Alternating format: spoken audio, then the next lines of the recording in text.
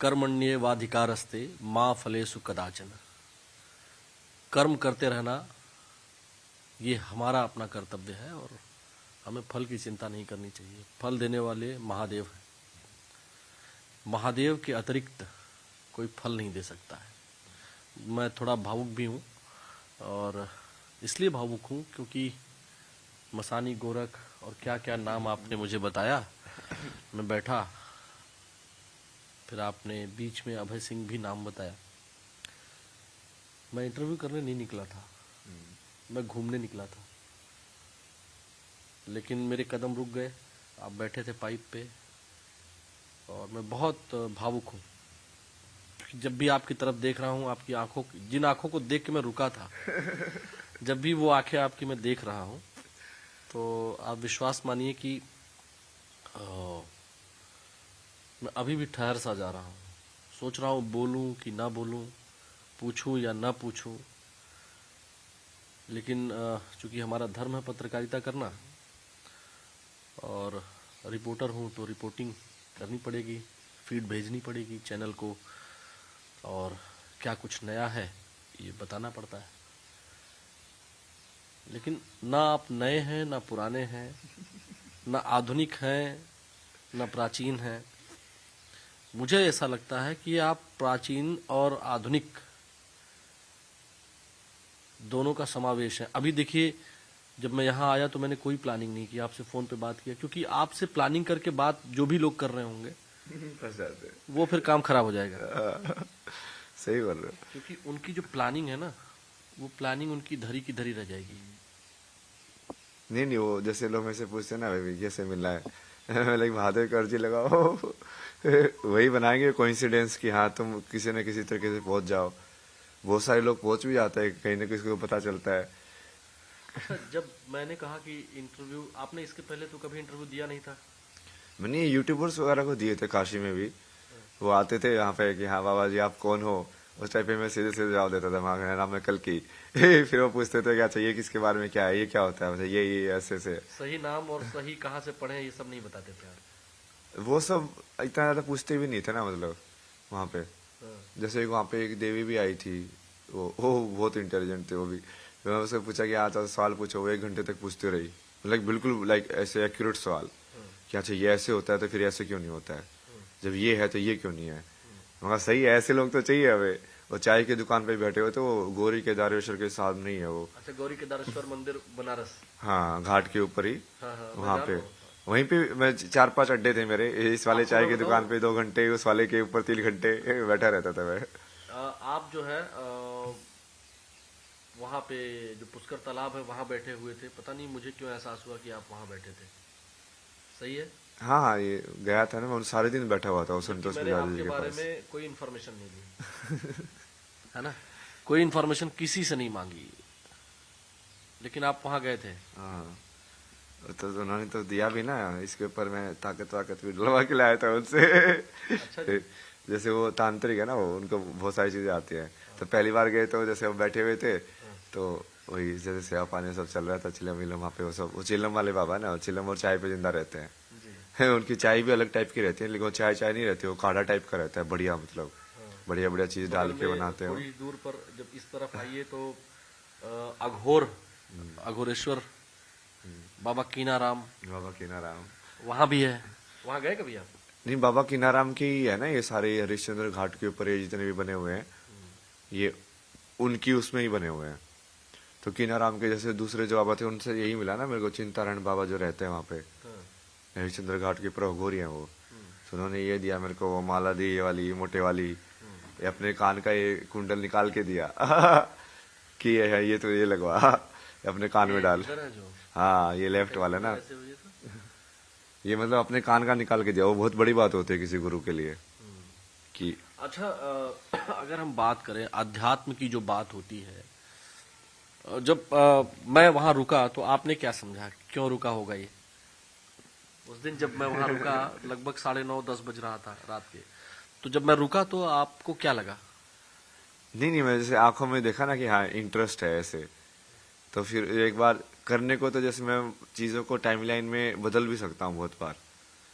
इसका भी मैंने पूरे तरीके भी दिखाए थे लोगों को। जब मैं यात्रा पे था ना तब मैं वीडियो डाली थी कि जैसे मान लो मेरे को आगे एक, मान लो मैं जा रहा हूँ रात को 12 बजे, वो कुत्ते वुत्तों का ये सबको डर रहता है, वही गाँव में तो जा रहे हैं, वहाँ पे कुत्ते भी खतरनाक होते हैं क्योंकि वो वाइल्ड एलिमेंट्स के हिसाब से वो देखते हैं कि वो अलर्ट रहते हैं हमेशा, क्योंकि सही में थ्रेट होती है वाइल्ड एलिमेंट्स की वहाँ पे। तो मैंने उसको समझाया लोगों के, फिर इसको मैं 4-5 तरीके से हैंडल कर सकता हूँ सिचुएशन को, कि या तो मैं वो टाइमलाइन के अंदर पहले ही उस चीज को हटा दूं कि ये होगा ही नहीं, तो वो होगी ही नहीं, ये तो मैं उसको भी एडिट कर सकता हूँ, काल को भी। या फिर मैं वहां जाके काल भैरव का रूप ले लूं तो वो कुत्ता आके मेरे सामने ही दुमलाने लग जाएगा, उस वाली ऊर्जा में मैं गया तो। या मैं बिल्कुल ही सस्पेंशन में चला जाऊंगा, जो होगा देखा जाएगा भक्ति के अंदर। तो वो 4-5 तरीके हैं। तो वहां पे जब आपने देखा तो मुझे लगा कि हाँ इसको इंटरेस्ट तो है, हाँ चलो फिर इंटरेस्ट है तो फॉलो करते हैं, अब देखते हैं कितनी गहराई है। तो आपने फिर वो सवाल भी बिल्कुल वो एक्यूरेटली जो आपने एक्सप्लेन कर रहा था तो आप समझ रहे थे। बहुत सारे रिपोर्टर जैसे है वो सिर्फ जैसे डायरी का फुटेज के लिए या वैसे बोलते हैं हाँ कुछ समझा दीजिए, उनको पर्सनली समझने में इंटरेस्ट नहीं होता है। और जब मैं आपको बता रहा था तो आप हर चीज के बारे में पूछा था, इसके बारे में बताइए, नहीं तो वैसे हमारा थोड़ा सा बताया, बोले कि हाँ ये तो हो गया फुटेज, अपना काम करो, दूसरी चीज के बारे में जानना है। सोचा कि हाँ इसको सही में जानकारी के बारे में इंटरेस्ट है, इन सब चीजों के बारे में तो उसकी वजह से फिर मेरे में अंदर भी वो सिखाने का वो आता है ना, जो सामने वाला सुन रहा होता है, सीख रहा होता है, तो तुम भी सोचते हो कि हाँ इसको बढ़िया से एक्सप्लेन करो, किस बढ़िया तरीके से एक्सप्लेन कर सकते हो कि इसको समझ में आए और अच्छे से। मैंने ये YouTube पर जो कमेंट आए हुए हैं उनमें था कि मेरे ऊपर दबाव जनता ने बना दिया, नहीं तो मैं शायद आपका दूसरी बार इंटरव्यू नहीं करता। जनता ने कहा कि आप इनका दूसरी बार आप इंटरव्यू करो, क्योंकि और लोग जो भी जहां भी हम देख रहे हैं वो हमें समझ में नहीं आ रहा है उतना, तो आप जाओ और आप इंटरव्यू करो। आपने हमारी जो सहयोगी हैं न्यूज 18 नेटवर्क की रितु ज्ञानवानी जी बगल में बैठी हैं हमारे, इन्होंने भी आपको 1-2 दिन पहले इंटरव्यू आपका किया। कल ही गया ना? हाँ कल ही गया। अच्छा, तो इन्होंने भी जो बताया, फिर आपने कुछ करके इनको भी दिखाया, वो भी बहुत लोग देख रहे हैं तो जो मतलब मैं करने को तो बहुत सारी चीजें कर सकता हूँ ना, मैं लोगों को भी बोलता था लेकिन तुम्हारे अंदर समर्पण होना चाहिए। दिखाने के लिए मैं तुमको एक मोमेंट में ही भगवान दिखा सकता हूँ, पर तुम्हारे अंदर उतना समर्पण में तो होना चाहिए तुम अपनी चीजें लेके ही ऑलरेडी ऑब्जेक्टिव के साथ आते हो तो फिर फंस जाते हो। तो तुम वहां पे आके तुम यदि तुम बैठ पाओ, तुम बोलो कि मैं हाँ, तुम पूरी की पूरी तरीके से मेरी बात को सुनोगे जो मैं बोल रहा हूँ पूरे ध्यान से, तो बहुत कुछ किया जा सकता है तुम्हारे अंदर। जैसे तुम्हारी आत्मा के अंदर जाके, तुम्हारे शरीर के अंदर जाके भी चीजें सेट की जा सकती हैं, क्योंकि समय में करके ना इस लाइक कि वो एक हो सकता है वो चीजें। महाराज जी, मैं आध्यात्म पर भी आऊंगा। उसमें मैंने उस वीडियो में, पहले वीडियो में मैंने आपसे प्रेम पर भी बात की थी, परिवार पर भी बात की थी, आपके घर तक लोग पहुंच गए और बहुत सारी बातें की। अब तो और छोड़िए, आपके घर के पड़ोस में जो रहते हैं पड़ोसी अंकल, उनका वीडियो देखा आपने? नहीं, बट वो जैसे वो एक पड़ोसी थे ना, वो एक जो आंटी थी वो बूढ़ी सी थी, वो भी भक्ति करती थी। तो जब मैं वहां पे था तो मैं उनको बहुत बार बुलाता था, मैं कहा आप आइए, उनको भी मैंने पूरा बताया हुआ था कि हाँ देखो ऐसे धर्म की स्थापना करने के लिए ऐसे ऐसे होता है, तो इस युग में जैसे है वो मैं करूंगा ना वो वाला काम। अब वो तो फिर भी थोड़ा सा मान लेते थे कि हाँ सही है। अब घर वाले तो लेकिन ये सब देख के उनको तो ऐसे लगता था पता नहीं क्या कर रहा है वो जैसे लेके भी आए दूसरे लोगों को, कोई उनके परिवार में अगर मेंटली लाइक थोड़ा सा ऐसे चैलेंज भी था ना, तो हाँ इसके बारे में कुछ बताओ। न्यूरोलॉजी वाले भी 1-2 जो उनके जान पहचान वाले थे, एक दूसरी भी थी वो भी, उनको भी थोड़ा सा मतलब आई थिंक कनेक्शन है कोई तो स्पिरिचुअल, तो उनको 6 सेंस के हिसाब से काफी चीजें पता चलती है उनको। तो वो भी आए थे कि हाँ अच्छा इसके बारे में कुछ बताइए, कैसे करते हैं ये सब, कैसे होता है।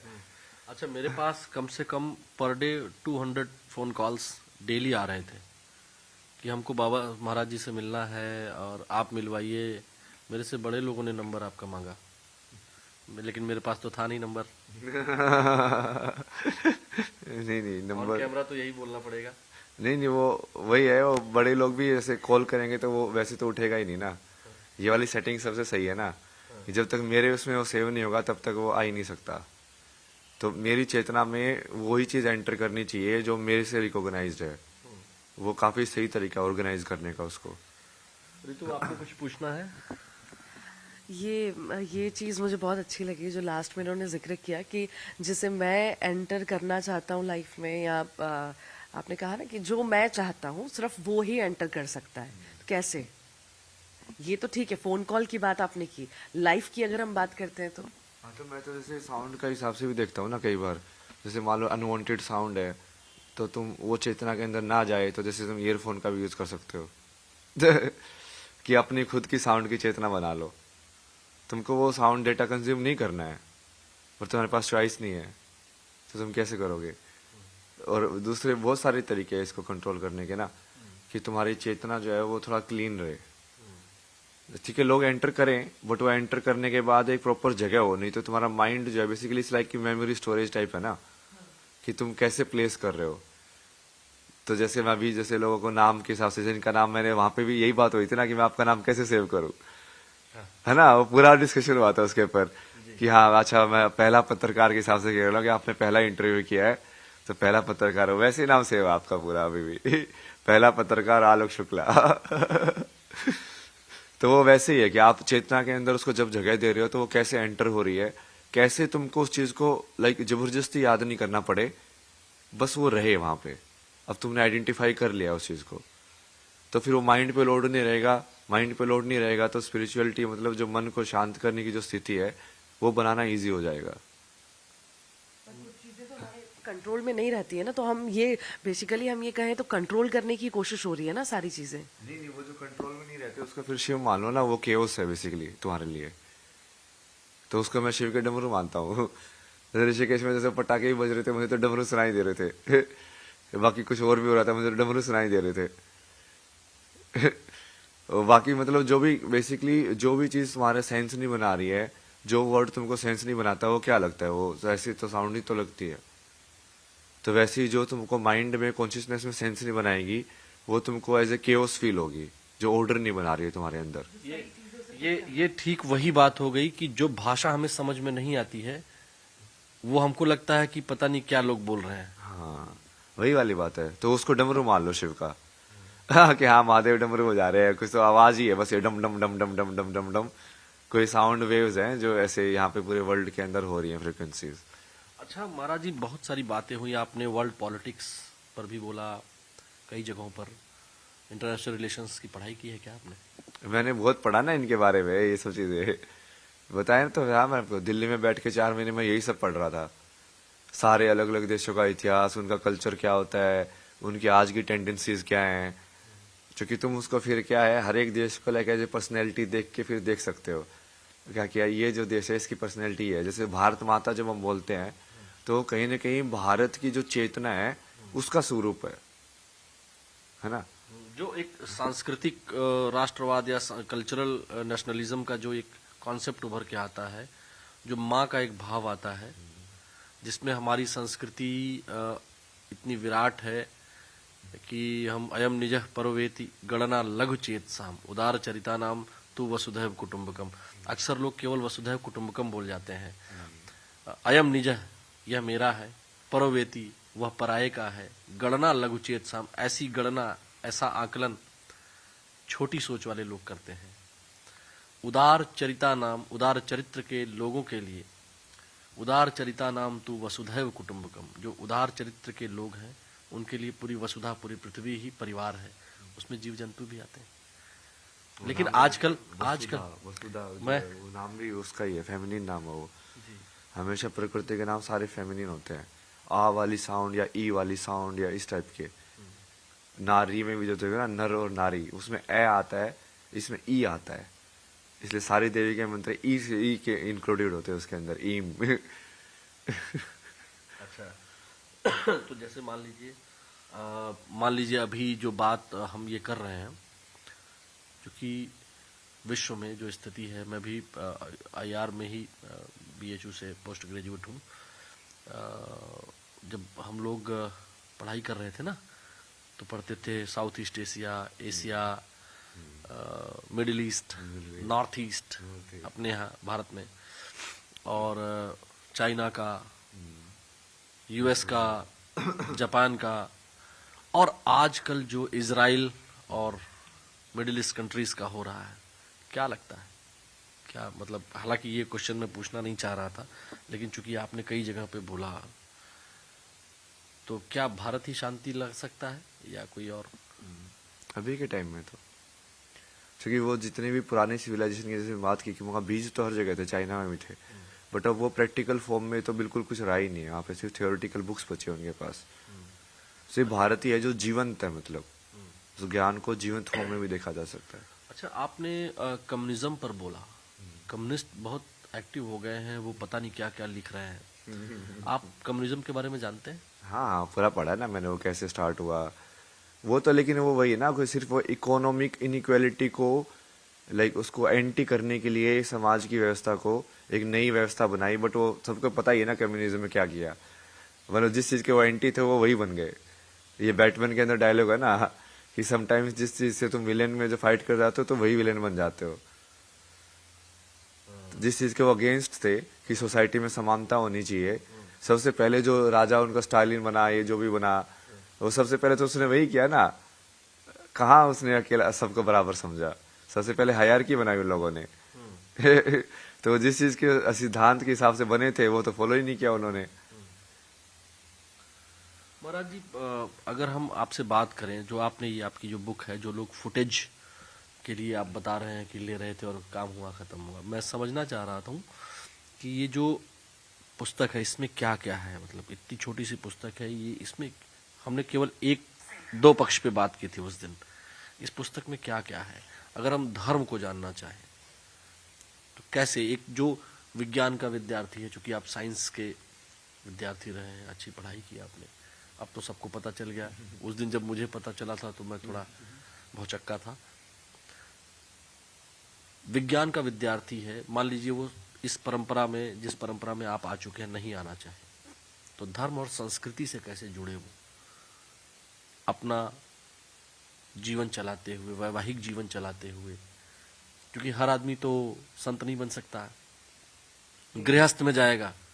संत होना जरूरी नहीं ना, गृहस्थ के अंदर भी कोई कितने सारे यार, ये लहरी महाशय है, सब गृहस्थ थे ये। आप क्या बोल रहे हो, मतलब क्रिया योग कर रहे थे वो गृहस्थ के अंदर बैठ के, तो उस सब में तो है ही नहीं। वो तो ऐसे परसेप्शन ज्यादा बन गया समाज के अंदर कि गृहस्थ तो भोग का आश्रम है और बाकी फिर उसके बाद ये बाकी जो योग है ये सब छोड़ने के लिए, सन्यास के लिए, सबके लिए। ऐसा नहीं है ना, कर्मयोगी भी सिद्ध होते हैं, वो कर सकते हो आप सिद्ध कर्मयोग को भी। कैसे धर्म को कैसे जाने? ऐसे लोग जो विज्ञान के छात्र हैं वो अक्सर मानते ही नहीं है कि धर्म कोई चीज होती है। नहीं, वो विज्ञान से धर्म का थोड़ा अलग है। जैसे धर्म तो क्या है कि जब आप वो भगवान के ज्ञान या उसको पूरा समझ लेते हो, तब उसके बाद अब जीवन के अंदर कैसा आचरण करो वो धर्म बताता है। तो उसको समझने के लिए विज्ञान एक पहलू है। अब उसको, लेकिन विज्ञान राष्ट्रीय तक नहीं जा पाएगा भाई, उसमें वो थोड़ा ध्यान रखना पड़ेगा। वो आनंद में कोश तक नहीं जाता, वो विज्ञान में कोश तक ही रहता है। अच्छा। आनंद में कोश में जाने के लिए वो एक जो जंप करना पड़ता है, लास्ट वाला, जो वो उस दिन आपने बताया था 5 कोश। हाँ। तो अगर लाइफ को बेहतर समझना है तो हमको आनंदमय कोश से ही हम समझ सकते हैं। हाँ, ब्लिसफुल जो स्टेट होता है ना, चिदानंद रूपा या सत्य चांद जिसको बोलते हैं लोग, सत्यम शिवम सुंदरम, वो वही वाली चीज है। उसके लिए वो विज्ञान के भी परे वाले जो कोश है उसमें जाना पड़ता है। तो मतलब वो सोचना भी बंद करना पड़ता है, बट वो वहां तक की सीढ़ी बनाई जा सकती है विज्ञान के थ्रू। अच्छा, एक बात जो लोग चर्चा कर रहे हैं कि चूंकि आप एरोस्पेस में आपने इंजीनियरिंग की है, उसके बाद फोटोग्राफी में आप गए, तो लोगों का ये जो कमेंट में पढ़ रहा था तो उसमें आया हुआ था कि कुछ लोगों ने, तो कुछ ही लोग थे, वो बहुत कम लोग थे, उन्होंने कहा कि ये आप जो है राष्ट्र को कुछ दे सकते हैं। कुछ एक ट्विटर पर हैंडल पर मैंने देखा कि वो लिखे हैं कि वो बेरोजगार हो गए और इस सरकार में बेरोजगार होने के कारण वो बाबा बन गए। तो ऐसा भी है क्या? अरे मैं तो कनाडा में जॉब कर रहा था ना, मैं तो जैसे गेस्ट लेक्चरर भी था, वहां पे भी जॉब ऑफर किया था उन्होंने मेरे को परमानेंट, यहाँ पे गेस्ट लेक्चर दिया था। तो जॉब्स की तो मेरे पास कभी कभी नहीं थे ना। तो ये जो लोग कह रहे हैं, आप न्यूज 18 के कैमरे से उनको बता दीजिए। नहीं, वो तो बहुत सारे लोग मेरे को वैसे ही पूछते थे। मैं बोला मेरे पास इतनी स्किल्स हैं, मैं किसी लाइक गांव के अंदर बैठ के उनको ट्यूशन में पढ़ा दूंगा तो मेरा खाने पीने का खर्चा तो वहीं से निकल जाएगा। तो स्किल्स होने चाहिए ना तुम्हारे पास, कला होनी चाहिए, विद्या होनी चाहिए, मतलब पैसा तो कमाया जा सकता है ये आराम जो से। प्रधानमंत्री Narendra Modi ji skill development programme चलाते हैं, वो स्किल अगर आप सिखाना चाहें तो वैसे तो रोजगार की आपको कोई दिक्कत नहीं थी, लेकिन ये उनका कैसा प्रोग्राम लगता है आपको? हाँ, स्किल डेवलपमेंट तो करानी चाहिए, बट वो स्किल डेवलपमेंट उसके लिए अलग से प्रोग्राम की क्यों जरूरत है? वो एजुकेशन के अंदर ही डाल दो ना सारी चीजें, एक ही एजुकेशन के अंदर। लेकिन ये जो आप बाबा बने तो इसके कारण या संत बने तो इसके कारण लोग जो है वो सरकार को सीधा कोसने लग रहे हैं, जो कम्युनिस्ट हैं जिनको आप कह रहे हैं। वो कुछ ऐसे पत्रकार भी हैं, कुछ ऐसे सामाजिक कार्यकर्ता भी हैं, वो कह रहे हैं कि रोजगार नहीं है इसलिए आप बाबा बन गए। नहीं, मैं तो सबसे ज्यादा रोजगार कर रहा हूँ ना अभी इतना आसान काम जो मैं कर रहा हूँ वो क्या रोजगार नहीं है क्या? मैं इसलिए बोलता ना कि मैं महादेव का काम कर रहा हूँ महादेव की तरह एम्प्लॉयड हूँ ना मैं, तो अब उनका काम कर रहा हूँ मैं, कितने टाइम से कर रहा हूँ उनका काम मैं। काशी में गया, उन्होंने इतने सारे इतने भाई पता नहीं क्या क्या करवाया वहां पे, तो पूरी अलग ही नगरी थी वहां पे। हाँ, काशी में मैं गया था और मैंने वो मनोज यादव है ना पहलवान लस्सी वाले, मैं उनके यहाँ गया था परसों। उसके बाद मैं मणिकर्णिका घाट गया था, तो मुझे देखा लोगों ने तो पहचान गए। वो बोले आप जिन महाराज जी का आपने इंटरव्यू किया वो तो यहाँ पहलवान लस्सी गए थे क्या आप लस्सी पीने? हाँ, बहुत सारे, जैसे एक वहां पे वो 80 घाट पे जो रहता है वहां पे साथ बहुत बैठता था मैं, क्योंकि वो 80 घाट पे जब मैं पहली बार उतरा था तो पहली बार मैं वहीं पे गया था उसी दुकान पे। काशी में जब पहली बार गया तो 80 घाट पे उतरा था वो, रिक्शा जो बाइक से लेके आया था मैं, तो वहां पे उतारा था उसने। तो वहां पे और भी बहुत लोग जानते हैं, जैसे वर्धनारीश्वर का जो स्केच बना रहा था लड़का वहां पे, वो भी देखा होगा आपने, पूरा दीवार के ऊपर जो बनाया है उसने। वो पुराना स्टूडेंट है बीएचयू का, वो हाँ, विजुअल आर्ट्स फैकल्टी का। और वो उसमें मेरे जूनियर भी थे ना वो आईडीसी के अंदर वो अच्छा। आईडीसी में वो वही उसी, क्योंकि उस टाइम पे कोविड चल रहा था तो कॉलेज वगैरह में इतना उनका नहीं हुआ रहने का वो सब का, बट वो जो कोर्स मैंने किया है मास्टर्स के अंदर वही किया उसने। अच्छा, जब फिर वापस से हम आते हैं, जब हम इंटरव्यू आपका पहले दिन कर रहे थे तो हमने आपसे प्रेम के बारे में भी पूछा था। प्रेम के कितने प्रकार होते हैं? मैंने अभी एक दो दिन आज ही बल्कि एक फेसबुक पे स्टेटस डाला है कि जो है प्रेम जो है बहुत शाश्वत विषय है, किसी से भी हो सकता है मुझे इस मोबाइल फोन से प्रेम हो जाए, ये मैं बदलना ही ना चाहूं। तो आप प्रेम को क्या समझते हैं? किस इसके बारे में तो मैंने बहुत बढ़िया डाला हुआ, आप कभी मीडियम के ऊपर जो ना मैंने बहुत पहले 3 आर्टिकल लिखे थे एक लव के ऊपर लिखा था। यहाँ न्यूज़ 18 नेटवर्क पे अभी वो पता नहीं, जैसे उसमें बहुत सारी चीजें लिखी थी कि प्रेम ऐसा होना चाहिए कि जैसे तुम 2 लोग डांस कर रहे हो बट किसी को पता ना चले कि कौन लीड कर रहा है, ऐसे सिंक में हो तुम। इट्स लाइक कि जैसे तुम एक लिप्स से दूसरी लिप्स पे तुम ऐसे टच कर रहे हो, इट्स लाइक वो वैसे वाला किस होना चाहिए, अपने तुम्हारे लिप्स में जैसे टच होना चाहिए वैसे ही तुम दूसरे के साथ जो टच कर रहे हो वैसा ही होना चाहिए, सेम लाइक।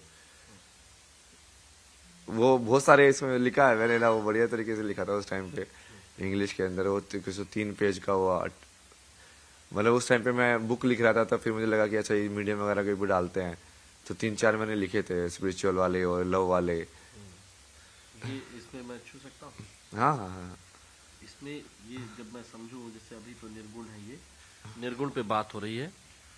ये पूरा तत्व का वो ज्ञान था, जैसे ये भी समझा था ना उस दिन हमने, ये पूरा ये वाला मैंने नहीं समझा था उस दिन, ये क्या है? ये वही वाला है ना, ये आप तो विद्यार्थी, आपको तो वैसे भी समझ में आएगा। वो जैसे संस्कृत में बताते हैं ना, जैसे आप एक साउंड बोलते हो और दूसरे साउंड बोलते हो तो उसके बीच में भी बहुत सारे साउंड बोलते हो।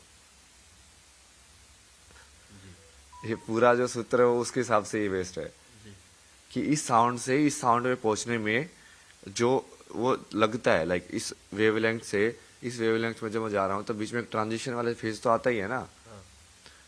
अभी मैं कोई भी शब्द बोलूं, शब्द ही ले लो, शब्द, सो शय से जब मैं बैक की साउंड पे गया मैंने उसको, और उसको कंटिन्यूटी के अंदर मैंने बोला, तो वो ट्रांजिशन के अंदर भी मैंने बहुत सारी साउंड्स बोली है, बट मैंने वो इतनी फास्ट बोली हैं कि वो एक्चुअली सुनने में नहीं आ रही है। तो वो साउंड्स की स्टडी करना, और संस्कृत का एक्चुअली में जब बेस देखोगे आप वही है, वो बीच में बताते हैं, जब वो महेश्वराय सूत्र का आप देखोगे ना, वो उसका पूरा उसने वैसे ही कंस्ट्रक्ट किया हुआ है, बहुत बढ़िया लाइक व्याकरण के हिसाब से बनाया हुआ है उसने। हाँ, ये पाणिनि के माहेश्वर सूत्र की बात कर रहे हैं क्या? अयुड़ रिली कयोंग यौ चाहे वरट लड़ंगण में जब गढ़ दस खप चटता चटतो कपाय शासर हल, यही है ना 14? मैंने थोड़ा जल्दी जल्दी बोल दिया। नहीं वो वैसे ही एक साथ ही बोलना होता है वो, क्योंकि वो एक साथ वाली सारी साउंड्स है वो, कि इन सारी साउंड्स को तुम एक साथ कंटिन्यूटी के अंदर बोल सकते हो, समझे आप? सारी साउंड्स को नहीं बोल सकते कंटिन्यूटी के अंदर, वो पॉसिबल ही नहीं है। तो ये आइडेंटिफाई करना कि इन साउंड्स को कंटिन्यूटी के अंदर बोल सकते हो। अब वो जैसे पाणिनि बोलते थे कि वो ये उनको भगवान शंकर से मिला, तो वही है, वो आध्यात्मिक है, क्योंकि उनको वो डायरेक्टली समझ में आया और फिर उसके ऊपर उन्होंने वो लॉजिकल स्ट्रक्चर बना के पूरा व्याकरण की स्ट्रक्चर बनाई कि अच्छा इसको लेके अब इस पे कितने सारे शब्द बना सकते हैं, साउंड की अरेंजमेंट कैसे होगी आपस में एक दूसरे के साथ, अब इसके साथ ये मिलेगा तो कैसे चेंज होगा, पूरा वो संधि वाला। बहुत बढ़िया है ना ये व्याकरण का, आप पढ़ते जाओगे भाषा विज्ञान लिंग्विस्टिक वगैरह के अंदर तो बहुत मजा आता है। ये उस आवृत्ति से संबंधित। तो मैं इसको जैसे मंत्र भी समझा रहा था ना लोगों को, जैसे ये तारा का मंत्र होता है, ओम तारे तू रे सोहा, माँ तारा का। तो अब उसको जैसे स्टार्टिंग में तो आप ऐसे देखोगे, पर धीरे धीरे आप उसको ब्रेक करोगे, जैसे आ ऊ ओम को ब्रेक करोगे, वो क्या आ ऊ मैं, 3 साउंड है उसके अंदर। फिर ता को भी ब्रेक कर सकते हो, जैसे यहाँ पे मैंने फिर वही किया ना, जैसे ता का क्या, ता है, फिर आ है, फिर र के अंदर क्या है, र और ए है, रे है ये, तो र ए। तो अब इसको जब मंत्र को सही में बोलोगे तो आपको एक्चुअली में सारी साउंड सही में प्रोनाउंस होनी चाहिए एक एक, और वो इकट्ठी होनी चाहिए। इसलिए पहले जब वेद लिखे जाते थे तो शब्द नहीं लिखते थे वो सिर्फ एक एक ऐसे लिखते थे साउंड, क च म ट, वो पूरा एक ही लिपि में लिखे जाते थे, उसका वो वर्ड ग्रुप नहीं करते थे, क्योंकि वो सिर्फ वो साउंड का एक आपको एनर्जी पैटर्न समझा रहे हैं। वो ठीक है, वो शब्द के ऊपर भी वो मीनिंग भी निकाल सकते हो तुम उसका, बट वो लोअर लेवल ऑफ आइडेंटिफिकेशन है उसकी। एनर्जी लेवल पे तो यही है, मतलब कि एक मंत्र को आप ऐसे ही समझ सकते हो तोड़ तोड़ के, और वो धीरे धीरे जब आपको ये पूरी एग्जैक्टली जब वो किसी मंत्र की ये पूरा पैटर्न समझ में आ जाता है ना, आप एग्जैक्टली उस साउंड को पकड़ लेते हो, एनर्जी को, तब वो मंत्र सिद्ध हो जाता है। मतलब ये जो आपने ये बताया है कि मतलब एक फॉर्म से दूसरे फॉर्म, ये जो उच्चारण है ये सही उच्चारण हो तभी हम परमात्मा से मेल कर सकते हैं। मंत्र सिद्धि के द्वारा, मंत्र सिद्धि, जैसे हमारे ऋषि मुनि या जो हमारे योद्धा होते थे, अस्त्र शस्त्रों का जब उच्चारण करते थे ना, उनके धनुष पे आ जाता था, तो वो सही तो करेंगे तो वो पासवर्ड एक तरह से होते थे। हाँ एग्जैक्टली, एनर्जी कोड्स बोलता है ना इसके, मैं यूनिवर्स के एनर्जी कोड्स है वेदास, कि पूरी यूनिवर्स कैसे, इसलिए तो सारे असुर इसके वेद के पीछे पड़े रहते थे कि उनको समझ में आए, उनको पास यदि ज्ञान आ जाए तो वो कितने पावरफुल हो जाएंगे। कोई ब्रह्मा से वेद के ऊपर चुरा भी लिए थे ना एक बार तो उन्होंने, फिर वो भगवान ने अवतार लिया, फिर वो वापस से वेद को एस्टैब्लिश किया। तो मतलब बेसिकली ये जो शब्द है, ये जो शब्द हम इनको समझते हैं, ये शब्द नहीं है, ये अगर सही सीक्वेंस में बोले जाए तो एनर्जी के केंद्र है। हाँ वही, और ये इसी चीज से फिर वो राग बनते हैं कि सही सीक्वेंस में बोलने से एनर्जी कैसे इफेक्ट होती है। ये पूरा का पूरा विज्ञान वहां से बना हुआ है ना। अब आप जैसे आपने सवाल किया ना, जो लोग नहीं मान रहे वो नहीं मान के जाएंगे कहाँ पे, सब कुछ तो वही है। क्या आप, या तो आप बिल्कुल ही मूर्ख हो, मतलब किसी भी चीज को समझना ही नहीं चाहते हो, मतलब नहीं तो आप किसी भी चीज के अंदर गहराई के अंदर जाओगे तो आप वहीं पे पहुंच जाओगे। अब ये मैं अपने कैमरा सहयोगी से कहूंगा कि इसको जरा दिखाएं जूम करके। ये केवल विजुअल नहीं है, इसको केवल हम विजुअल नहीं मानेंगे। ये जो शब्द है ना, ये form, audio forms and energy, ये एक्चुअली एनर्जी को कहें कि हम ये पासवर्ड होते थे, या एक बटन कह दें, जैसे आजकल मिसाइल निकल जाती है बटन से, तो ये एक्चुअली में पासवर्ड होते थे। ये पूरा विज्ञान है, ये पूरा विज्ञान है। और इसलिए जैसे आप बोल रहे थे ना, ये इसलिए पहले विजुअल फॉर्म्स भी नहीं थी, रिटर्न में भी नहीं थे वेदास। क्योंकि उन्होंने सिंबल तो बाद में दिया उसको, जब उन्हें अच्छा लगा कि मेमोरी में साउंड को प्रिजर्व करना बहुत मुश्किल है, लोग इसको शायद उच्चारण को भूल जाएंगे, तब उन्होंने इसको कोडिफाई किया। मेरे गुरुजी प्रोफेसर कौशल किशोर मिश्र जो है वो मनुस्मृति पढ़ाते थे। जब मैं पॉलिटिकल साइंस पढ़ रहा था तो जो प्राचीन भारतीय दर्शन पढ़ाते थे, तो उसमें जो है वो उनका सब्जेक्ट यही था। तो मनुस्मृति में लोकतंत्र उनका एक किताब है, गुरुजी तो अब नहीं रहे, उनकी डेथ हो गई अभी 2-3 महीने पहले। तो मुझे एकाएक उनकी बात याद आ गई जब आपने ये कहा कि पहले ये लिखे नहीं होते थे।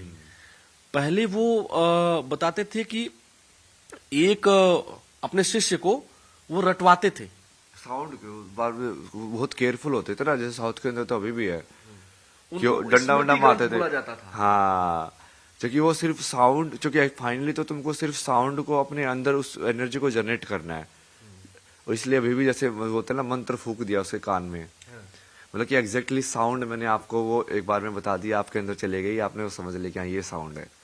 जैसे प्रोफेसर कौशल किशोर मिश्र गुरुजी हालांकि पढ़ाते वो पॉलिटिकल साइंस थे, एक बार उन्होंने मुझे बताया था कि गायत्री मंत्र को भी 200 प्रकार से बोला जा सकता है और उससे अलग अलग प्रकार से अलग अलग फायदा होगा।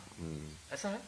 वो मतलब बेसिकली आप इस साउंड को जैसे बोलते जाओगे ना, जैसे एक ही मंत्र को, जैसे इस वाले को ही है तो ओम तारे तू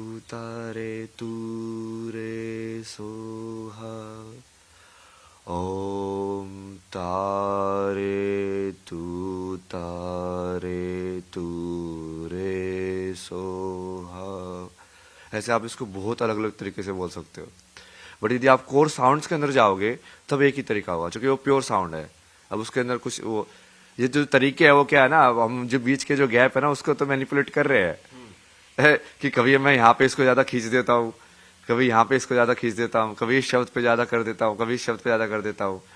बट जो प्योर साउंड जब आप बोलोगे तब वो नहीं होगा, क्योंकि अब आप एग्जैक्ट साउंड को ट्रेस कर रहे हो मंत्र के हिसाब से जब बोलोगे। ये तो देखिए, आपने ये जो आनंदमय कोश, ये तो आपने उस दिन बता दिया था, बहुत सारी चीजें आपने उस दिन बता दी थी। ये एग्जैक्टली जो मैं ये जानना चाहता हूँ, ये मूलाधार क्या है, इसका मतलब क्या है? ये नीचे वाला चक्र होता है ना, मूल आधार, जैसे नाम से आपको समझ में आ रहा है वो मूल आधार है।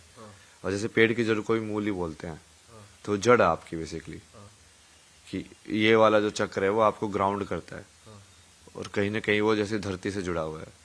तो मैं उसके जैसे उसकी जो सिंबॉलिक रिप्रेजेंटेशन है उसको स्टडी कर रहा था कि इस चक्कर का ये ऐसे ही सिंबल क्यों बनाया इन्होंने।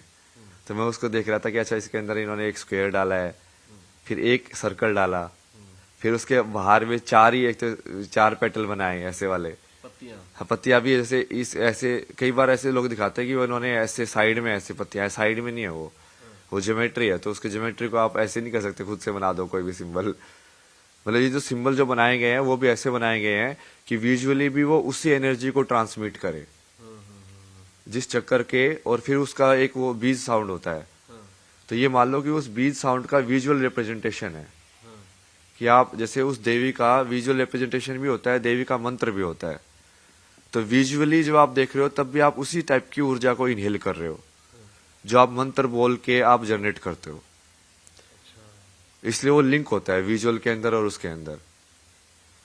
तो ये पूरा स्ट्रक्चर समझना ना, और इसको समझने के लिए फिर जैसे मैंने स्टार्टिंग में एक वो बनाया था ना डायग्राम, आपको फिर वो ज्योमेट्री समझनी पड़ेगी, ये सब समझना पड़ेगा कि ये शेप बनती कैसे हैं, एक एक शेप, ट्रायंगल का क्या मतलब है, स्क्वायर का क्या मतलब है, सर्कल का क्या मतलब है, फिर ये जो पेटल्स जो बनते हैं वो क्या है। उसके लिए भी एक और बनाया था मैंने वो कि पेटल्स से एक्चुअली में क्या है, कोई भी शेप कर्व में तभी बनती है जब तुम उसको सर्कुलर फॉर्म में लेके जाओ, जब तुम उसको इनफाइनाइट बना रहे हो अनंत के अंदर। तो पेटल्स तो थोड़ा वो इसलिए वो बाहर वाली फॉर्म में पेटल्स आ जाते हैं क्योंकि वो जैसे जैसे वो ऊर्जा स्टार्टिंग में तो ज्योमेट्रिक फॉर्म में है और बाहर वो थोड़ी एक फेमिनिन फॉर्म में है। इसी से आप सब कुछ समझ सकते हो। वो दुर्गा का सूर्य यंत्र समझना कि उसके बाहर के अंदर जो फोर्ट है, वहां पे मैं जैसे ऋषिकेश में मैथमेटिशियन से बात कर रहा था ना, तो जब मैं उसको समझा रहा था उसको समझ में आ रही थी वो सारी चीजें। मुझे भी जितना मुझे मैथमेटिक्स समझ में आती है, हालांकि मैं काफी वीक हूँ, लेकिन जितनी मुझे मैथमेटिक्स समझ में आती है, आप बता रहे हैं तो मेरा इंटरेस्ट उस दिन भी यही हाल था, आज भी जब मैं समझ रहा हूँ ना। और लोग क्या करते हैं, आपसे क्या जानना चाहते हैं मुझे नहीं पता है, लेकिन जब मैं समझ रहा हूं तो मैं अपने दर्शकों के लिए आप क्या हैं मैं वो बताना चाहता हूं। ये तो बहुत स्टडी किया ना हमने इसके ऊपर पूरा। जैसे मैंने उसको वो बताया कि यंत्र कैसे काम करते हैं, ज्योमेट्री, वो मैथमेटिशियन था तो उसको थोड़ा वो पकड़ ज्यादा अच्छे से गया। तो फिर वो उसने वो शायद कोई ध्यान किया होगा, कुछ किया होगा, अगले दिन आके बोलता है यार ये दुर्गा वाला तो बिल्कुल फोर्ट जैसा है यार, मतलब इसके स्ट्रक्चर को जब तुम देखते हो, क्योंकि दुर्गा है ना, वो दुर्ग है वो, समझे? समझ में आया आपको? भाषा समझ में आ रही है अब आपको कि एक्चुअल में संस्कृत वैसे बनाई गई है कि जिस सिमिलर साउंडिंग वर्ड हो तो सिमिलर साउंडिंग मीनिंग होना चाहिए। जैसे अंग्रेजी में एक दुविधा है, बहुत लोग बताते हैं जैसे पीयूटी पुट हो गया, हाँ बीयूटी बट हो गया, हाँ है ना, सीयूटी कट हो गया, है ना। फिर नॉलेज में या नो में NO नो है, KNOW नो है, साइंटिफिक भाषा नहीं है। साइंटिफिक नहीं है ना वो, इसलिए तो मैंने बताया ना संस्कृति साइंटिफिक भाषा है, तो उस पे तो आना ही पड़ेगा, वो तो एक्सेप्ट करनी ही पड़ेगी लोगों को कि क्या हाँ। है, अब अभी जैसे हम लोग को बचपन में ये बताते थे, संस्कृत के टीचर बोलते थे कि अगर अंग्रेजी में बोलना है कि डज ही गो, तो क्वेश्चन मार्क लग जाएगा, है ना। ही इज गोइंग, वो जा रहा है। तो लेकिन हमारे यहाँ अगर इसी को उल्टा कर देंगे तो उसका मीनिंग अलग हो जाएगा। लेकिन ऐसे ही बस 2 ही वर्ड में समझाते थे। वो कहते थे कि अगर सह गच्छति, वह जाता है, और गच्छति सह हो गया तब भी कोई बात नहीं है। हाँ, संस्कृत में बेसिकली किसी शब्द में सब्जेक्ट ऑब्जेक्ट या वर्ब का है ही नहीं, एक ही साउंड है, वही साउंड सब्जेक्ट भी बन सकती है, वही साउंड ऑब्जेक्ट भी बन सकती है, वही साउंड वर्ब भी बन सकती है। तो तुमको सिर्फ साउंड को मिलाना है एक साथ, समझ रहे हो आप? वो कितनी ओपन, मतलब कितने अलग तरीके से कंस्ट्रक्टेड लैंग्वेज है, मतलब कितनी वैज्ञानिक है, कितना टेक्निकली साउंड लैंग्वेज है, हाँ, है ना। तो वही तो उसी को समझाना है ना। और जब आप उसको समझोगे, आप मंत्र समझोगे, बहुत सारी चीजें समझोगे इतिहास की, वही ये विज्ञान समझोगे पूरा उसको। संस्कृत शब्द को भी आप देखोगे, समस्कृत, क्री धातु जो आता है कि जो सम के अंदर, मतलब जो एक्चुअली में पूरे उसको जो बैलेंस के अंदर जो बनाया गया है, फिर संस्कृति भी वहीं से आती है। क्री जो है धातु है ना, उसका आप देखना बहुत जगह पे यूज हुआ है, कर्ता के अंदर, कारक के अंदर, कारण के अंदर, यहाँ पे जैसे संस्कृत के अंदर कृत के उसका यूज हो गया। तो कृष्ण में कितनी बार यूज करते हैं ऐसे कि कर्ता कोई नहीं है, कर्ता बनो। तो क्री धातु को यूज करके कितना कुछ कर सकते हो उसके साथ, ये कि उसके साउंड के साथ। अभी जो आपसे हमारे सहयोगी ने एक प्रश्न पूछा, रितु ज्ञानवानी जी ने, एक्चुअली जब मैं आपसे बात किया, ये हमारे पास में खड़ी थी, बोली कि मैंने तो इंटरव्यू कर लिया है, मैं चलूंगी। उनको एक क्वेश्चन पूछना था, और आपको मैं बताऊं कि वो बोली नहीं, बस महाराज जी से हमको बस जाके उनको देखना है, मिलना है, क्योंकि वो खुद इतनी प्रभावित हैं कि मतलब उनको लगा कि अभी तक उन्होंने ऐसा संत कोई नहीं देखा जिसके पास वैज्ञानिक नॉलेज हो। अच्छा, कई लोग ये भी कह रहे हैं ना कि पैसा जो है बहुत महत्वपूर्ण बात होती है, कई तरह तरह के एग्जाम्पल भी दे रहे हैं, मैं उस पर नहीं जाऊंगा। आपके लिए धन कितना महत्वपूर्ण है? नहीं नहीं, धन का जैसे मैंने बताया ना, जिस चीज का आप धन बोलते हो वो एक्चुअल में क्या है, तो ये मैंने समझाया उनको कि धर्म अर्थ काम मोक्ष की एक्चुअल डेफिनेशन क्या है। तो आप जिस चीज को लक्ष्मी बोलते हो, वो लक्ष्मी धन से नहीं आती, वो लक्ष्मी अर्थ से आती है। अब पहले तो अर्थ का मतलब अर्थ यूज हुई होता था शब्द, समझ रहे हो, अर्थशास्त्र होता था। बताइए, ये मैं खुद कंफ्यूज हूँ। जैसे धर्म, अर्थ, काम, मोक्ष, तो अर्थ से लोग वैसे मतलब निकालते हैं कि हाँ पैसा कमाना, हाँ, इसके अंदर, बट अर्थ शब्द जो है उसका मतलब क्या है? अर्थ शब्द का मतलब होता है मीनिंग, कि लाइफ का मीनिंग मिलना तुमको। अब वो वैल्यू जब मनी के अंदर, वो एक तरीका है, जब करेंसी सिस्टम बनाया गया तो उसको, उस अर्थ को तुम लाइक मैथमेटिक्स यूज करके नंबर सिस्टम में कैसे कन्वर्ट कर रहे हो, तब वो धन बना। बट अर्थ तो मेरे जीवन का अर्थ यही है ना कि मान लो मेरे को बिना कुछ पिए भी जिंदगी के अंदर सब कुछ मिला हुआ है, तो मेरे पास लक्ष्मी है ना, क्योंकि मेरे को जीवन का अर्थ मिला हुआ है। यदि वो 5 रुपए की चाय में मैं लाइक 1 लाख रुपए की सेटिस्फेक्शन ले रहा हूं, तो मेरा अर्थ तो ज्यादा है, बट पैसे के हिसाब से उसकी वैल्यू 5 ही है, बट मेरे पास लक्ष्मी तो है ना, क्योंकि मैं 5 रुपए में मैं अनंत का एक्सपीरियंस कर सकता हूं उसके अंदर। तो अर्थ जो है एक्चुअली में जो लक्ष्मी है वो वाली चीज है, फिर वो कन्वर्ट होके एक फॉर्म, वो धन की फॉर्म में आती है कि हाँ वो उसको आप देखो कि हाँ ये मुद्रा या सोना या इसके अंदर है, बट वो भी एक उसको दिखाने का तरीका ही है ना बस। अच्छा, ये दुनिया की अगर हम बात करें, जैसे ये आपने इच्छा। ये मैंने दुनिया की शुरुआत में उसका बताया था ना, जैसे कि पहले एक से अनेक होते हैं, एक से अनेक हुए बट रूप नहीं बदला, सिर्फ एक से अनेक होने की भावना जन्मी, फीलिंग्स। तो इच्छा शक्ति के हिसाब से शुरुआत में जो ईश्वर था वो अनेक फॉर्म में डिवाइड हुआ, और वो अनेक फॉर्म को फिर मैंने जैसे बताया कि यहां से एक से अनेक, और फिर ये रूप के अंदर बना हो। यहां से सिर्फ एक से अनेक है, इतना ही शब्द है, मतलब वो एक से अनेक रूप नहीं है, रूप अलग नहीं हुए हैं, बस एक से अनेक हुआ है। ये महत तत्व के हिसाब से होता है कि बुद्धि जो है, जैसे ये मान लो कि इसको डुप्लीकेशन हुआ है सिर्फ, अच्छा, कि एक से अनेक हुआ है बट वो डुप्लीकेट करके एक से अनेक हुआ है, रूप एक ही है। अच्छा, और उसके बाद फिर जब यो योनियों में आता है तो रूप भी बदल जाता है वो, तब वो एक पेड़ बन जाता है, एक कुत्ता बन जाता है, कुछ और बन जाता है। तो जैसे ज्योमेट्री वाइज मैंने उसको बताया ना, जैसे ट्रायंगल, अब ये जो यहाँ से डॉट डॉट डॉट डॉट है, फिर वो डॉट, ट्रायंगल, स्क्वायर, ये पेंटागन, हेक्सागन, सर्कल, ये सब बन जाता है, वो रूप में बदल जाता है वो, जब वो योनियों के थ्रू पास होता है ब्रह्मा के अंदर। तो यहां से ब्रह्मा की सृष्टि और माया चालू होती है, जो मैंने डॉटेड लाइन बताई ना, कि एक से अनेक हुए।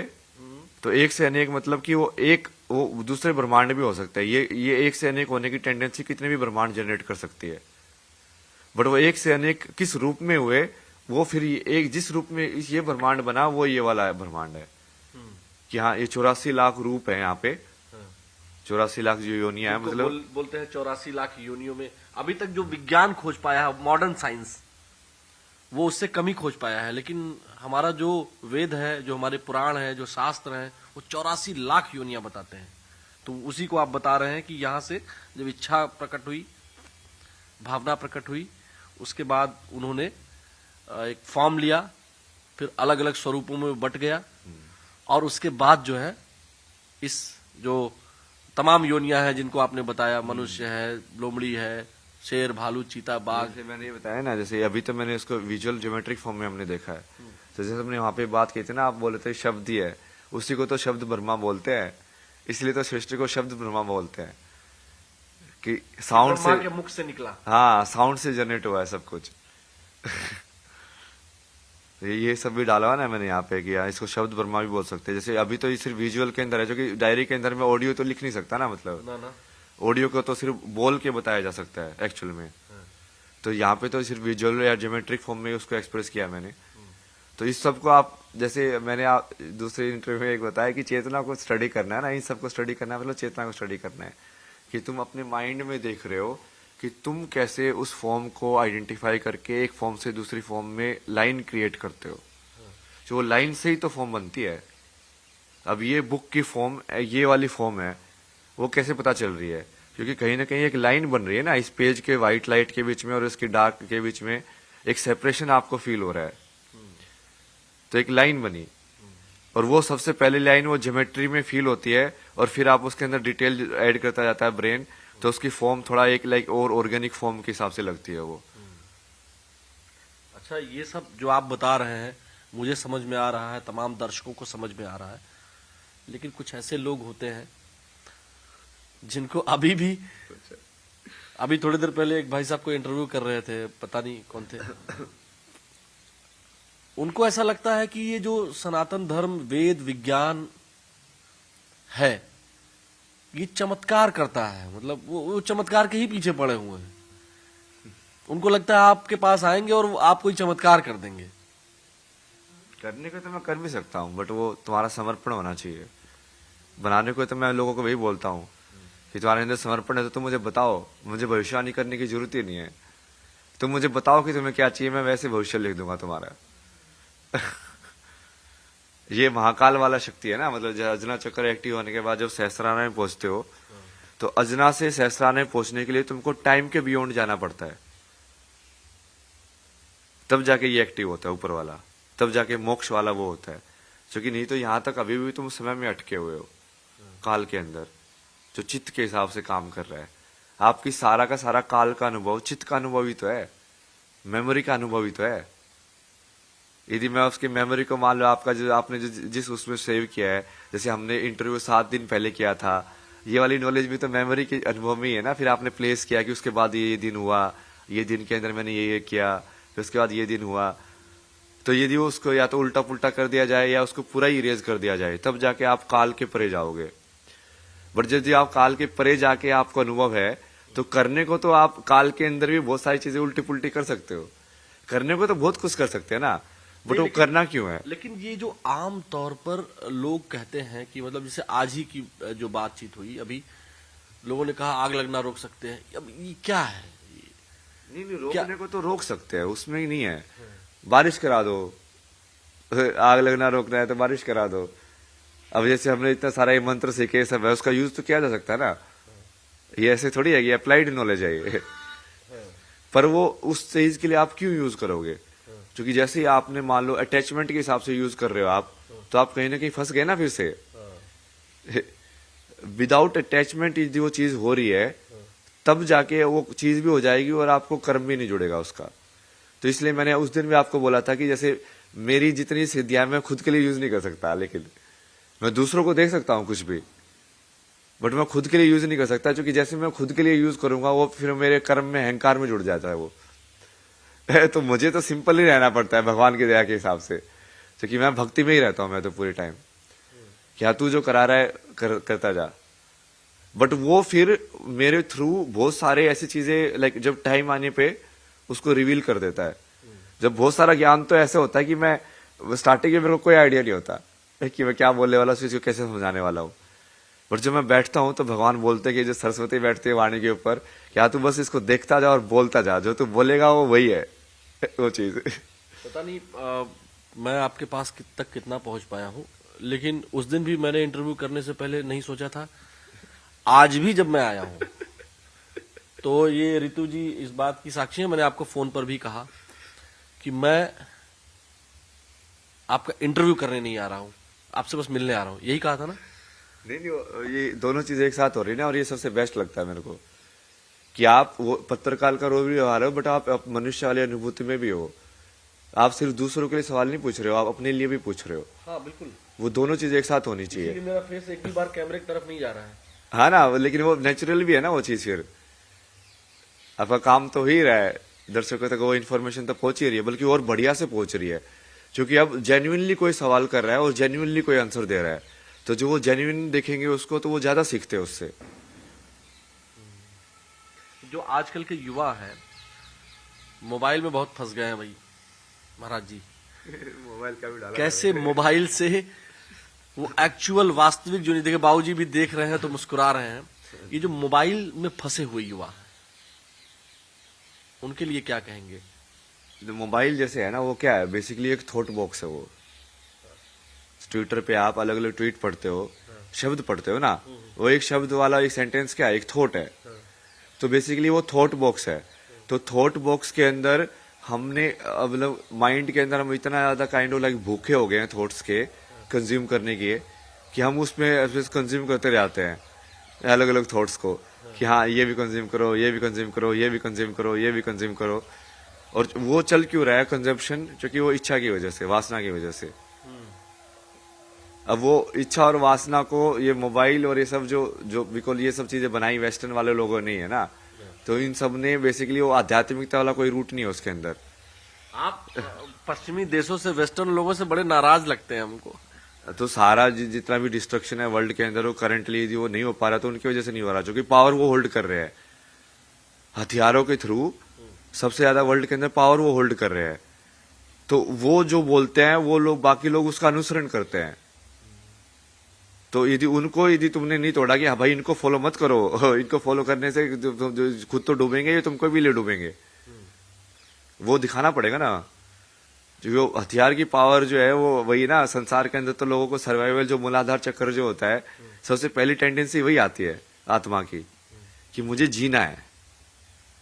उसके थ्रू ही जो बेसिक नीड्स होती हैं खाने की पीने की, वो आती हैं।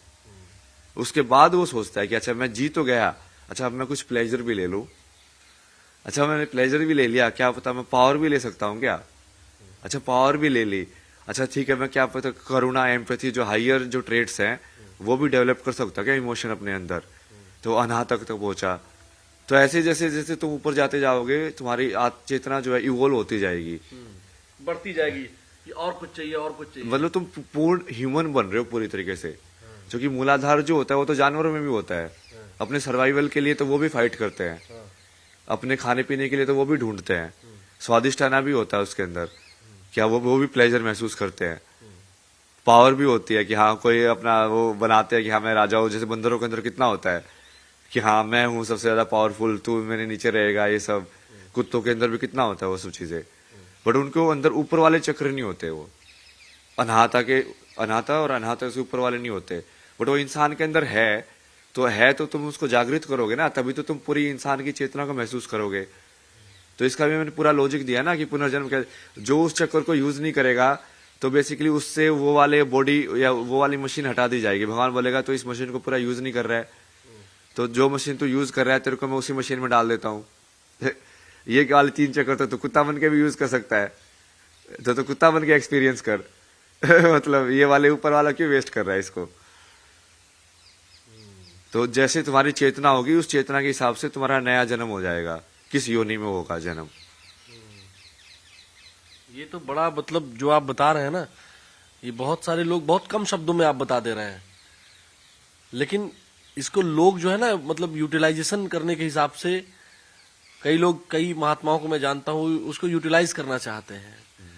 कई बार हमको अभी जो आपसे मिलने के बाद लगा कि यहाँ जो महात्मा आए हैं सब एक से एक है।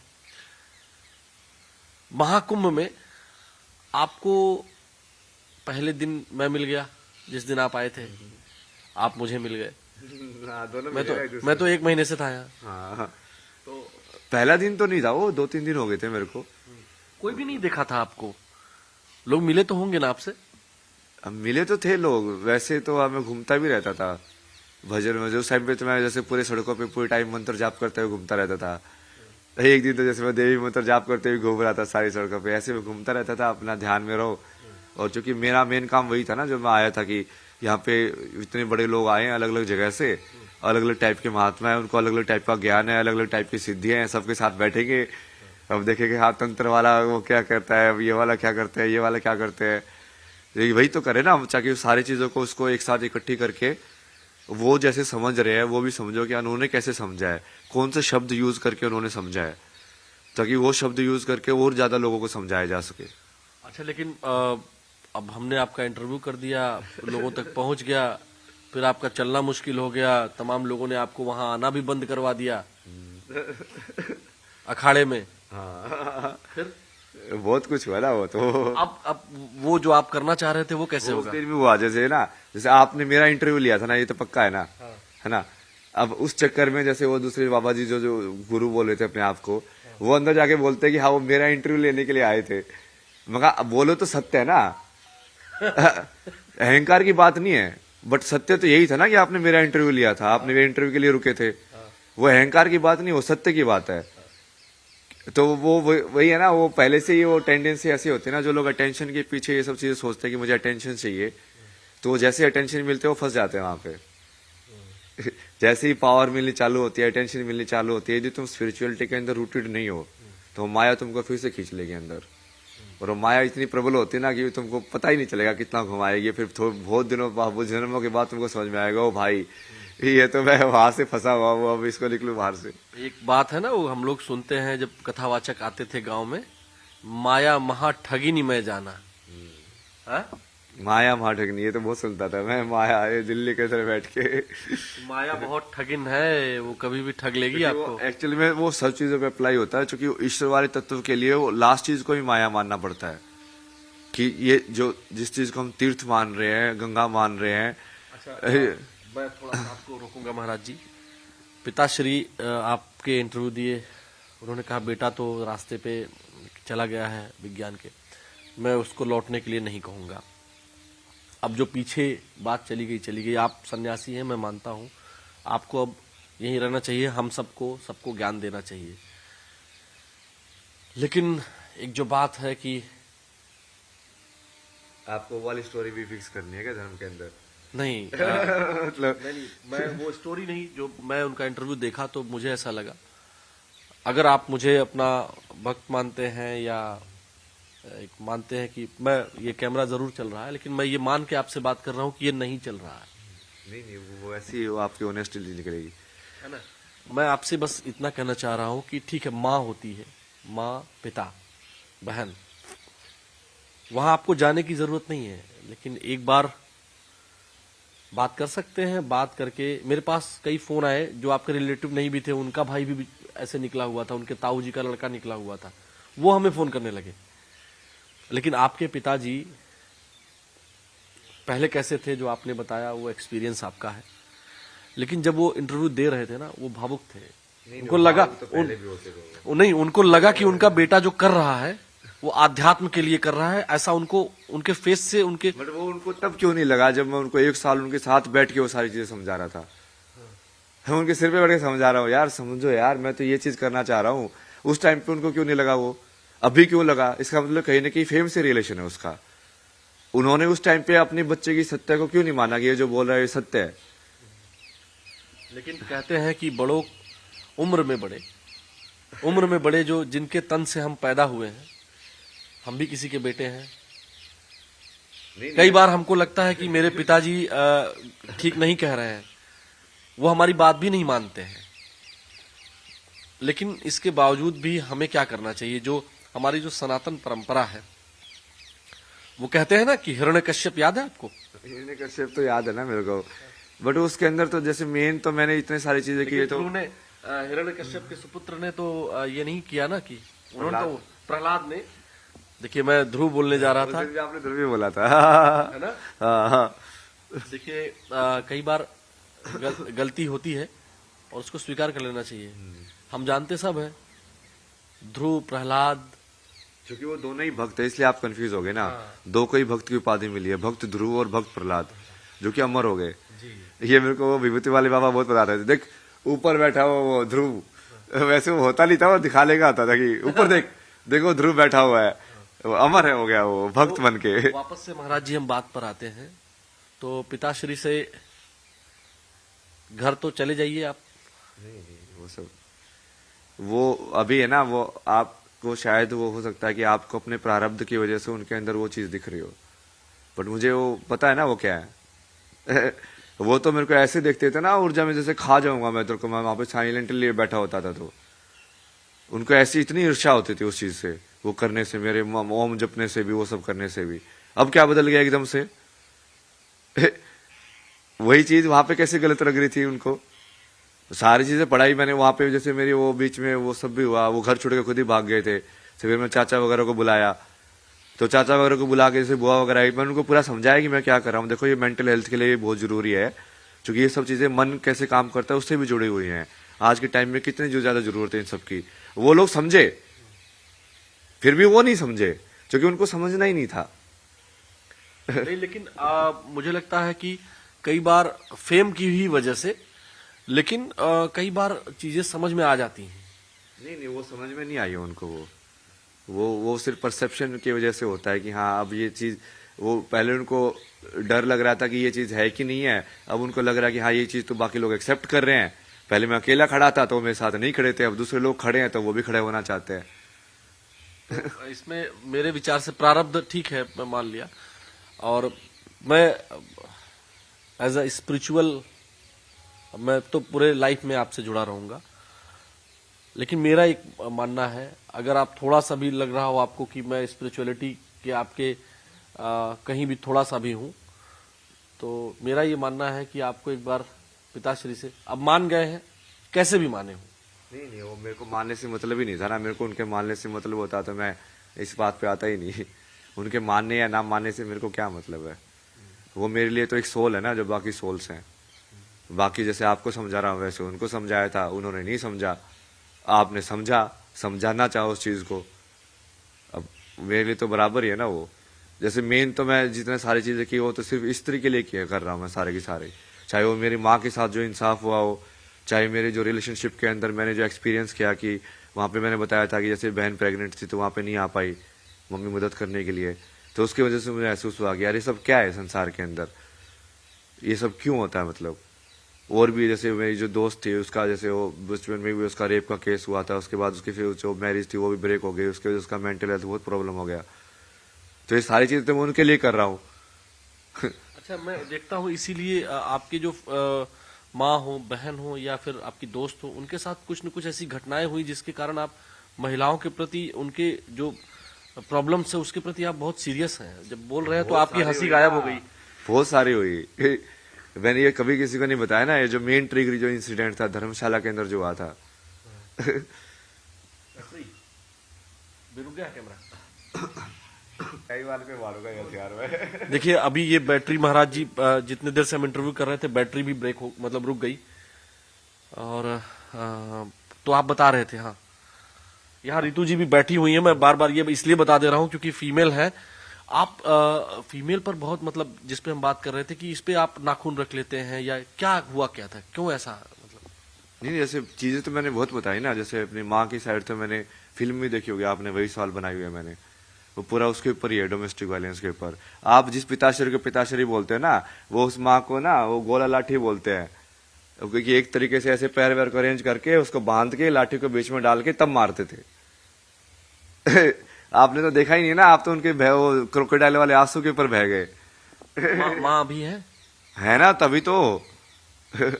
तो मेन चीज तो उनकी थी। जब मैं दिल्ली में भी रुका तो मैंने उनको भी बोला था, जब वो घर छोड़ के भागे तो मैंने बोला कि वाह, भगवान ने मजा कर दिया भाई, ये इसको आपको छोड़ के जाने की जरूरत ही नहीं थी, वो खुद ही छोड़ के चला गया। मगर आप तो आप शांति से रहो, बहुत बढ़िया, कोई दिक्कत नहीं आपको, पैसे वैसे की मैं संभालूंगा, आपका सब दूंगा मैं आपको जो रहने सहने के लिए चाहिए। बट वो ठीक है, वो कई बार इंसान जो होता है वो इतना स्ट्रांग नहीं होता कि वो कर पाए, तो उन्होंने वो चीज चूज नहीं की। अच्छा, तो आप कौन सा एक्सपीरियंस वो बता रहे थे फीमेल के कारण, कौन सा बचपन के अंदर तो ये सभी देखा मैंने। है तो उसके वजह से एक फीमेल का एक वो बना कि हाँ भाई ये सब लाइक बिल्कुल ही अलग इमेज बनी, साइकोलॉजिकली तुम बहुत अलग बन जाते हो उसकी वजह से। फिर उसके बाद जैसे साथ में हुआ, बहुत सारी चीजें हुई, लाइक मेरे पर्सनल इंसिडेंट्स भी हो, जाके मैंने रियलाइज किया कि यार जो कर रहा है वो एक्चुअली में गलत है। कई बार वो चीज समाज में एक्सेप्टेड होती है कि जैसे किसी को टच करना भी ऐसे कि नहीं ऐसा नहीं करना चाहिए, कि समाज में भी सब कर रहे हैं तो तुम भी करने लग जाते हो। बट वो मेरे पर्सनल अनुभव से भी समझ में आया मुझे कि यार ये तो बहुत ही गलत है। और फिर एक इंसिडेंट जो वहां पे हुआ था कि धर्मशाला में मैं एक बंदी से मिला था ना वहां पे, तो वहां पे जैसे वो मुंबई की थी तो ऐसे चैट वैट पे बात हुई, फिर वो वहां पे आई रहने के लिए जैसे 2 हफ्ते के लिए। तो 2 हफ्ते तो जैसे कि साथ में थे ना, वो पूरा उस टाइम पे जैसे अलग ही ले लो स्पिरिचुअल उस पे था वो मैं, बट वो मैंने कभी समझा नहीं उसको। और उसने मेरे को चीज जो बोली थी ना, वो मेरे को अभी भी लाइक खतरा अदर तक याद थी। मतलब कि बोला कि तू तो एम्प्टी है यार, मतलब कि तू तो पूरा खाली है, तू तो कहीं पे भी झुक जाता है, मतलब। और वो इतने दिल से बोली थी ना, वो बात अंदर गई। बट उसने जैसे बाद में बताया ना, जब वो चीज वो वापस चले गई, उसने बाद में बताया कि उसके साथ भी ऐसे जैसे रेप का ऐसे कुछ इंसिडेंट हुआ है। तो उसकी वजह से चूंकि हम भी फिजिकल उसमें इन्वॉल्व थे ना, तो फिर मुझे वो बहुत ज्यादा वैसे एकदम से हिट किया कि यार अब मैं खुद को एनालाइज करने लग गया कि यार मैंने जो किया वो तो पूरा सेंसिटिविटी के साथ किया ना, मतलब कि हाँ मैं तो कहीं पे फोर्सफुल नहीं था या ऐसे। अब फिर मैंने बहुत सारे जैसे हेल्पलाइन में कॉल किया कि जब ऐसे केस होते हैं तो ऐसे लोगों से कैसे बात करनी चाहिए। पूरी पढ़ाई की मैंने उसकी कि हाँ ऐसे मतलब क्या सेंसिटिविटी रखनी चाहिए या कैसे उस चीज को हील किया जा सकता है किसी इंसान के साथ हुआ हो तो। और बट उसकी वजह से मेरा वो बचपन का सारा ट्रॉमा एक्टिवेट हो गया सारा का सारा वो हेल्पलेसनेस वाला, कि तुम बचपन में भी तुम देख रहे थे वुमेन के अगेंस्ट वायलेंस होता, तुम कुछ नहीं कर पा रहे थे, तुम बच्चा हो गए सिर्फ देख रहे थे। और यहाँ पे भी तुम सिर्फ देख रहे हो, तुम कुछ कर ही नहीं पा रहे हो, किसी की मदद कर ही नहीं पा रहे हो। और उसकी वजह से वो पूरा मतलब मुझे सिर्फ वो इंसिडेंट ही घूमता रहता था मेरे दिमाग में। वो मेन डिप्रेशन का कारण वही था, सिर्फ वही इंसिडेंट घूमता रहता था पूरे टाइम मेरे दिमाग में कि बचपन में मैं रोक नहीं पाया, जवान हूँ, करने लायक हूँ, रोकने लायक हूँ, फिर भी कुछ कर नहीं पा रहा हूँ। तो मैं थेरेपिस्ट से यही पूछता था कि मुझे सिर्फ ये फ्रीज वाली ये हेल्पलेस वाली फीलिंग नहीं चाहिए, मुझे चाहिए कि मेरे सामने कुछ हो रहा हो तो मेरे हाथ जाम ना हो, क्योंकि वो वैसे वाला डेवलप हो गया, वैसे वाला कैरेक्टर। इसको बताओ कि इसको तुम कैसे सोल्व करोगे। तो वहां से फिर वो जाते जाते जाते जाते जैसे आपने बताया ना, और फिर जैसे एनलाइटनमेंट के बाद भी फिर वो वही चीज थी, ट्रिगर पॉइंट था जो फिर से वापस आया। और फिर उसी को लेके मैंने बोला कि हाँ इस पे ही काम करना है ना अब। तो आपको समझ में आया कि भारतीय धर्म दर्शन और आध्यात्म के अतिरिक्त कहीं भी इसका निदान नहीं है, ये समझ में आया? कि वो एक्चुअली फिर मैं उसको डीप में गया कि ये प्रॉब्लम है क्या, ये कहाँ से चालू हो रही है, इसका कैसे निदान हो, मतलब क्यों हो रहा है समाज के अंदर, ये इनइक्वालिटी क्यों है, क्यों नहीं समझते हम उनको बराबर। मतलब बराबर समझना, वैसे तो भगवान समझना चाहिए, पूजा करनी चाहिए। कृष्ण भी तो राधा की पूजा करते थे ना, वो कितनी बार बोले मैं तो तेरी पूजा करता हूँ। हमारे यहाँ जिस मनुस्मृति को वामपंथी भर भर के गालियां देते हैं, या तमाम ऐसे लोग जो आप बोल रहे हैं, उस मनुस्मृति में भी कहा गया है यत्र नार्यस्तु पूज्यन्ते रमन्ते तत्र देवता। और जिस मनुस्मृति में ये कहा गया हो, वो मनुस्मृति कैसे अलाउ करती होगी वुमेन के अगेंस्ट वायलेंस? नहीं करती, नहीं करती ना वो तो कर ही नहीं सकती। वो हमारे शास्त्रों में कहीं पे है ही नहीं, क्योंकि वो फिट ही नहीं बैठता, वो हो ही नहीं सकता। वो हमारे यहाँ तो भगवान शिव अर्धनारीश्वर है, अर्धनारीश्वर है भाई। ये बात हमको विचारों से कैसे समझाएं, हम कैसे? यही तो समझा रहे ना, अब ये कितना सब प्रोसेस कर रहे हैं, वही तो समझा रहे धीरे धीरे। हम लोग एक और इंटरव्यू करेंगे क्योंकि ये पूरी बात आ नहीं पाई। हाँ वो बहुत समय उस पे चला गया ना वो, हाँ? पर्सनल पे चला गया ना वो। लेकिन ये जो नॉलेज का पिटारा है, जो ज्ञान का हमारे धर्म ग्रंथों में ये जो कुंभ है, ये इसी तरह के विचारों के लिए कुंभ है।